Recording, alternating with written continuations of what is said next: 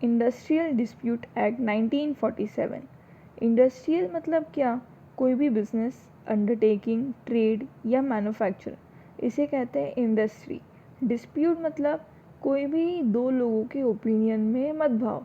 दो कौन हुए? एक एम्प्लॉयर और एक एम्प्लॉई। उन दोनों के ओपिनियन को म्यूचुअली अग्री नहीं कर पाना इज़ अ डिस्प्यूट। उन दोनों का म्यूचुअली अग्री नहीं करना इज़ अ डिस्प्यूट।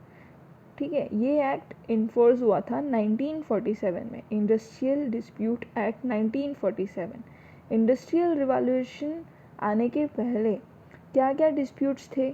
एम्प्लॉय को डिस्प्यूट था अनएम्प्लॉयमेंट को लेके कि उसे कभी भी नौकरी से निकाल दिया जा सकता है।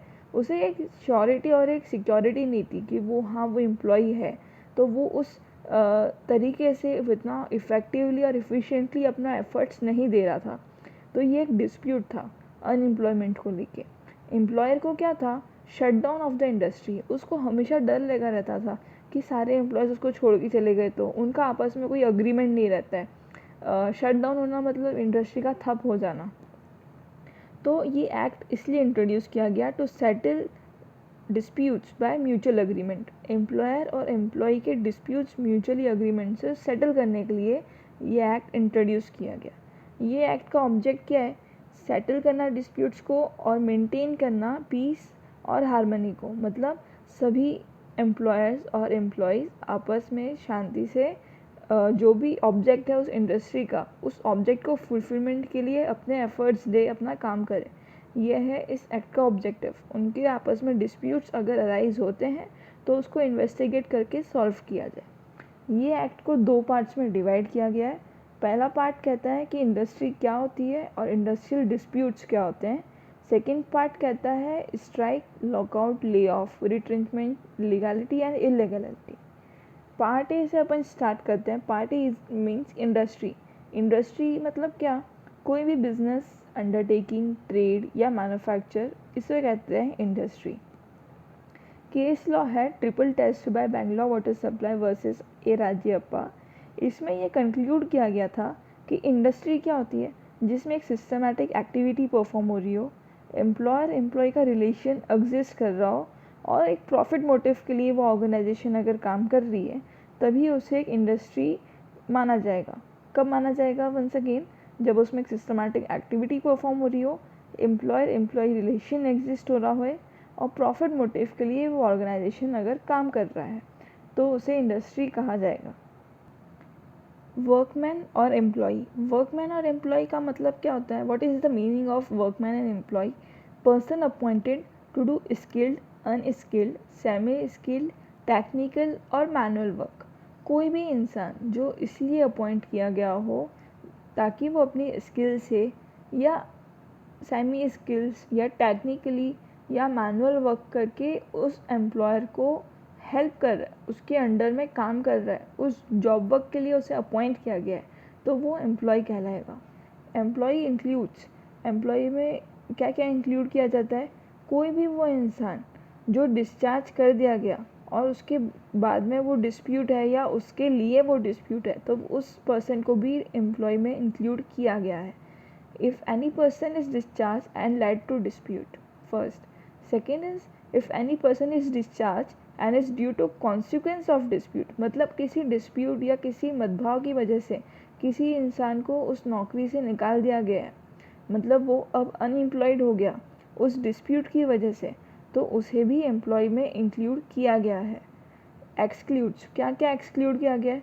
Workman under army, navy, air force, police service, इन्हें एक्सक्लूड किया गया। या person working in managerial capacity, जो लोग मैनेजरियल कैपेसिटी में काम करते हैं या जो लोग सुपरवाइजरी कैपेसिटी में काम करते हैं, जिनकी सैलरी 10,000 रुपीज़ पर मंथ से ज़्यादा है, वो लोगों को एम्प्लॉयज़ में काउंट नहीं किया गया है। जो सुपरवाइजरी कैपेसिटी में काम कर रहे हैं, जिनकी सैलरी 10,000 रुपीज़ पर मंथ से ज़्यादा है, उन्हें एक्सक्लूड किया गया है एम्प्लॉय की डेफिनेशन से। Awards and settlements. अवार्ड मतलब क्या होता है? अवार्ड और सेटलमेंट जनरली एक जैसी टर्म साउंड करती है, पर there is a difference. Award मतलब डिसीजन या जजमेंट, जबकि सेटलमेंट मतलब एक रिटन एग्रीमेंट होता है। अवार्ड होता है 3 मंथ्स ऑफ अपील के अंदर अनाउंस। सेटलमेंट होता है, इसकी कोई टाइम लिमिट नहीं है। अवार्ड एक डिसीजन और जजमेंट है जो एक लेबर कोर्ट अनाउंस करती है, या एक इंडस्ट्रियल ट्रिब्यूनल करती है, या एक नेशनल ट्रिब्यूनल करती है। जबकि सेटलमेंट कौन करता है? कंसिलेशन ऑफिसर करता है। किस लिए करता है? For the employer and employee. मतलब अवार्ड के अंदर मिडिल पार्टी कौन हुई? लेबर कोर्ट हुई, इंडस्ट्रियल ट्रिब्यूनल हुआ, नेशनल ट्रिब्यूनल हुआ। जबकि सेटलमेंट के अंदर कौन हुआ? एक कंसिलेशन ऑफिसर हुआ। और वेजेस क्या होते हैं? वेजेस मतलब remuneration expressed in terms of money. Remuneration मतलब पगार, सैलरी, ठीक है। Express in terms of money मतलब जो पैसे के फॉर्म में दी जाती है उसे ही रेम्यूनरेशन काउंट करते हैं। ऐसा नहीं है, बार्टर सिस्टम नहीं है कि इसके बदले ये दे दिया वो दे दिया, वैसे नहीं काउंट होगा। जो चीज़ मनी के टर्म्स में एक्सप्रेस की जाती है, जो एक एम्प्लॉयर एक एम्प्लॉय को देता है उस काम के बिहाफ पे, जो उसने प्रोवाइड किया है उस ऑर्गेनाइजेशन को, उस इंडस्ट्री को, उसे कहते हैं वेजेस। इसमें इंक्लूड क्या क्या करते हैं? बेसिक वेजेस मतलब वो वेजेस जिसकी बात की गई है कि हाँ भैया तेरे को रोज़ का 500 रुपया देंगे, तो वो उसका बेसिक वेजेस हो गया। डियरनेस अलाउंस ये इंडस्ट्रीज़ एम्प्लॉयज़ को वेजेस के ऊपर देती है, मतलब ये इनिशिएटिव रहता है। हाउस रेंट अलाउंस मतलब कि अगर इंडस्ट्री ने उस एम्प्लॉयज़ को कुछ कॉटेजेस दिए या कुछ रूम्स प्रोवाइड किए रहने के लिए, तो उसके लिए भी इंडस्ट्रीज़ है ना उन्हें अलाउंस देती है, मतलब उसमें कंट्रीब्यूट करती है उनके हाउस रेंट में, that is house rent allowance. Travelling allowance मतलब आने जाने का भाड़ा। आना जाने का मतलब कोई बस से आ रहा है, कोई ट्रेन से, कोई प्राइवेट कन्वेंस से, तो उसमें भी इंडस्ट्रीज इन्वॉल्व करती है अगर, तो ट्रैवलिंग अलाउंस भी देती हैं कुछ बड़ी इंडस्ट्रीज़।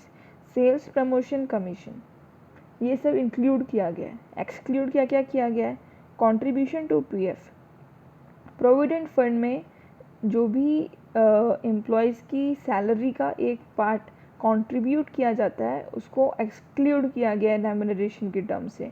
अदर बोनसेस या इंसेंटिव्स मतलब हाउस रेंट, डियर इन अलाउंस, ट्रैवलिंग अलाउंस या सेल्स प्रमोशन कमीशन, इनको छोड़ के और भी अगर कोई बोनस या कोई इंसेंटिव दिया जा रहा है तो वो रेम्यूनरेशन से एक्सक्लूड किया गया है। ग्रेचुटी जो दी जाती है वो भी एक्सक्लूड की गई है। नाइट आउट अलाउंस भी एक्सक्लूड किया गया है रेम्यूनरेशन में। नाइट आउट अलाउंस मतलब एक ऐसा अलाउंस जो कि नाइट में काम करने के लिए दिया जाता है, जैसे कि डिलीवरी बॉय डोमिनोज वाला है, तो अगर वो नाइट टाइम में डिलीवरी कर रहा है, नाइट मतलब क्या? रात के 8 बजे के बाद में, 9 बजे के बाद में, as per the act defines, उसके बाद में अगर वो काम करता है तो उसको उसका अलाउंस मिलता है, या उसको ऊपर से जो पैसा मिलता है उसको नाइट आउट अलाउंस कहते हैं। उस नाइट आउट अलाउंस को भी एक्सक्लूड किया गया है रेम्यूनरेशन में से। Remuneration express in terms of money.